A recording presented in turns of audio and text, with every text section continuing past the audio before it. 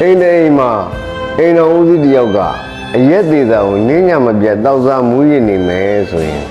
အဲ့ဒီအိမ်မှာတာယာမှုမရှိတော့သလိုပျော်ရွှင်မှုတွေလည်းပျောက်ဆုံးနေမှာအမှန်ပါပဲ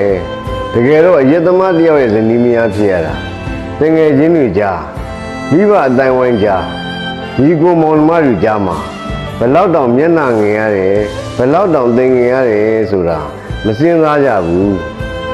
သားသမီးတွေမှာလည်းမိဖေကအရက်သမားကြီးပါလို့ပြောခံရင်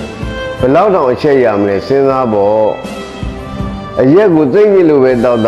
ပျော်လို့ပဲတောက်အရက်တောက်ခြင်းကိုတော့ဘယ်ဇနီးမယားမှကြည်ပြီးမှမဟုတ်သလိုဘယ်သားသမီးကမှလည်းကြိုက်မှမဟုတ်ပါဘူးဇနီးမယားကလင်ယောက်ျားပေါ်ချစ်တဲ့စိတ်နဲ့အိမ်တော်ကြီးမပြိုကွဲခြင်းနဲ့စိတ်ကြောင့်သာတိခံပြီးပေါင်းသင်းနေကြတဲ့သူတွေတွေ့ကြမှာပါတခါတလေအကြောင်းမျိုးကြောင့်မလွဲမရှောင်သာလို့တောက်ရတဲ့အခါလည်းရှိပါတယ်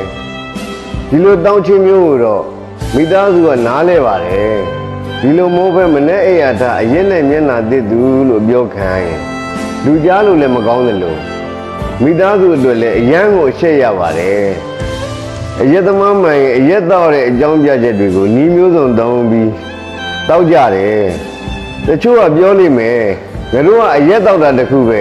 ပြန်တာမဟုတ်တာဘာမှမလုပ်ဘူးတဲ့မှန်ပါတယ်မဟုတ်တာမလုပ်တော့လို့ဟုတ်တာလည်းဘာတစ်ခုမှမလုပ်တော့ဘူးစီးပွားရေးလူမှုရေးကျန်းမာရေး